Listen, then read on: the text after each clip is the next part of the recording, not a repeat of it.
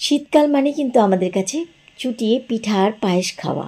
সংক্রান্তি চলে গেলেও কিন্তু আমরা পুরো শীতটা নানা রকমভাবে পিঠা পায়েস খেয়ে এই শীতটাকে খুব ভালোভাবে কিন্তু এনজয় করি।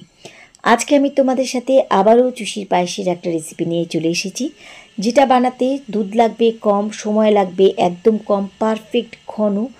খেজুরের গুড় দিয়ে কিভাবে পায়েস বানাতে পারবে সেই রেসিপি আজকে আমি তোমাদের সাথে শেয়ার করব। খেজুরের গুড় কখন দিতে হবে, কিভাবে দিতে হবে আর কিভাবে বানালে এই চুষিগুলো হবে একদম নরম নরম, যেটা মুখে দেওয়া মাত্র গলে যাবে, এরকম রেসিপি আজকে আমি তৈরি করব। এক চামচেই মনে হবে যেন তুমি অমৃত খাচ্ছ। তো বন্ধুরা, ওয়েলকাম জানাচ্ছি চৈতালি রান্নাঘরে। চলো দেখে নেওয়া যাক আমার আজকের রেসিপি, খেজুর গুড় দিয়ে বানানো পারফেক্ট চুষির পায়েস। চুষির পায়েস বানানোর জন্য প্রথমে আমি এখানে হাতে কেটে চুষি বানিয়ে নিয়েছি। আজকে চুষিগুলো কিন্তু আমি একটু মোটা মোটা রেখেছি। আজকে চুষি কীভাবে বানাতে হয় আমি আর শেয়ার করলাম না, কারণ দুদিন আগেই কিন্তু চুষি পায়েসের রেসিপিতে পারফেক্ট চুষি কীভাবে বানানো যায় সেটা আমি তোমাদের সাথে শেয়ার করেছি। তোমরা চাইলে রেসিপিটা ফলো করে নিতে পারো। এখানে নিয়েছি আমি 500 ml ফুল ফ্যাট মিল্ক।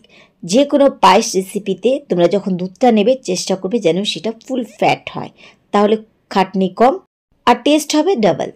প্রথমে আমি গ্যাস ওভেনে দুধ বসিয়ে দিয়েছি। এটাকে কিন্তু একটা উতাল অবধি জাল দেবো। এটাকে প্রথমে কিন্তু কোনোভাবেই ঘন করবে না যদি তোমরা এরকম কম দুধ দিয়ে বানাতে চাও।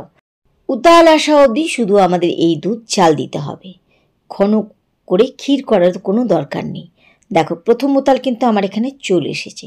এবার ফ্লেমটাকে করে দিচ্ছি মিডিয়াম। এবার মিডিয়াম ফ্লেমে এই দুধটাকে আমি 2 মিনিটের মতন জাল দিয়ে নিলাম। এর মধ্যে কিন্তু আমার উতাল চলে এসেছে। এবার এর মধ্যে দিয়ে দিচ্ছি হাতে কাটা চুষিগুলো চাইলে তোমরা একদম ছোট ছোট করে কাটতে পারো বা একটু মোটা মোটা।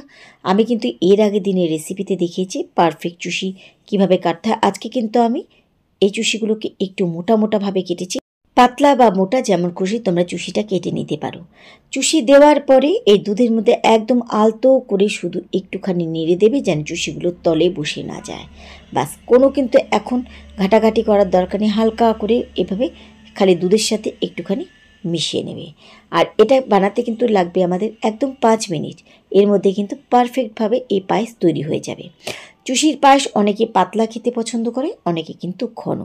তো যদি তোমরা ঘন খেতে পছন্দ করো তাহলে আমার রেসিপিটাকে হুবহু ফলো করবে। আর যদি তোমরা একটু পাতলা খেতে পছন্দ করো তাহলে দুধটা একটু ফুটলে, যখন দেখবে চুষিগুলো একটু হালকা সেদ্ধ হয়ে গেছে, তখনই কিন্তু দুধটাকে বন্ধ করে দেবে, যদি তোমরা খেজুরের গুড় দিয়ে বানাও। আর যদি খেজুরের গুড় দিয়ে আমার মতন বানাতে চাও তাহলে রেসিপিটাকে খুব ভালোভাবে ফলো করো। আমি কি করলাম, আলতোভাবে দেখো দুধে ছেড়ে দিয়ে আলতোভাবে নেড়ে এটাকে ঠিক 5 মিনিটের মতো ফুটিয়ে নিচ্ছি একদম মিডিয়াম ফ্লেমে। এর মধ্যে দেখো চুষিগুলো কিন্তু খুব ভালোভাবে সিদ্ধ হয়ে গেছে। একটা চুষিও কিন্তু গলে একদম দুধের সাথে মিশে যায়নি। পারফেক্ট চুষিগুলো আকার দেখতে পাচ্ছ। আর এগুলোকে আলতো করে খালি কিন্তু নাড়তে হবে, বাস যেন তলে বসে না যায়। ভালোভাবে কিন্তু আমি এখানে দুধটাকে ফুটিয়ে দিয়েছি। আর যদি কেউ চিনি দিয়ে বানাতে চাও, খেজুর গুড় দেবে না মনে করেছো, তাহলে কিন্তু তোমরা দুধটা জাল দেওয়ার পরে পরে চিনি দিয়ে আর একটুখানি জাল দিয়ে তারপরে চুষিগুলো মেশাবে। যেহেতু আমরা খেজুরের গুড় দিয়ে বানাচ্ছি তাই কিন্তু আমি আগে কোনো রকম মিষ্টি দিলাম না। গ্যাস ওভেন আমি বন্ধ করে দিলাম, কারণ দেখো দুধ কিন্তু অলরেডি পুরো ঘন হয়ে গেছে, চুষিগুলো কিন্তু জমে এসেছে। এবার কিন্তু আমি গ্যাস ওভেন বন্ধ করে দিয়ে এই চুষিটাকে কিন্তু এরকমভাবে ছেড়ে দেব ঠিক আরও 5 থেকে 7 মিনিটের জন্য। ফিরে আসলাম আমি কিছুক্ষণ পর। এর মধ্যে দেখতে পাচ্ছ পুরো চুষি কিন্তু একেবারে দুধের মধ্যে চেপে বসে আছে। পুরো দুধ কিন্তু আমার এখানে টেনে গেছে একদম। দেখতে পাচ্ছ চুষিগুলো কিন্তু পুরো ঘন হয়ে গেছে। আমরা যেহেতু এখানে মিষ্টি মিশাইনি আর খেজুর গুঁড়ো মেশাবো, চুষি পায়েসও কিন্তু আমার এর মধ্যে অনেকটাই ঠান্ডা হয়ে গেছে। এবার আমি এর মধ্যে দিয়ে দিচ্ছি খেজুরের গুড়। খেজুরের গুড় কিন্তু আমি 2 কাপ জলে ভালোভাবে একটুখানি জাল দিয়ে পাতলা করে নিয়েছিলাম। এবার আমি প্রথমে দিলাম 1 কাপ খেজুর গুড় দেওয়াতে কিন্তু এখানে খুব একটা মিষ্টি হবে না, তাই আমি কিন্তু এখানে আরও 1 কাপ খেজুর গুড় অ্যাড করব। এবার খুব আলতো করে এইভাবে খালি দুধ গুড়ের সাথে আমাদের এই পায়েসটা মেশাতে হবে।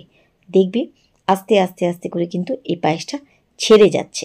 আমি যেহেতু একটু ঘন ঘন খাবো সেজন্যই কিন্তু আমি পুরো দুধ চুষির মধ্যে টানিয়ে নিয়ে তারপরে গ্যাস ওভেন বন্ধ করেছিলাম, কারণ এই গুড় দেওয়াতে কিন্তু এটা ছেড়ে যাবে। আমি কিন্তু আজকে 2 কাপ খেজুরের গুড় দিচ্ছি এখানে। তোমরা মিষ্টিটাকে কতটা পছন্দ করো সেই বুঝে এখানে গুড়ের পরিমাণটা বাড়িয়ে কমিয়ে নিতে পারো।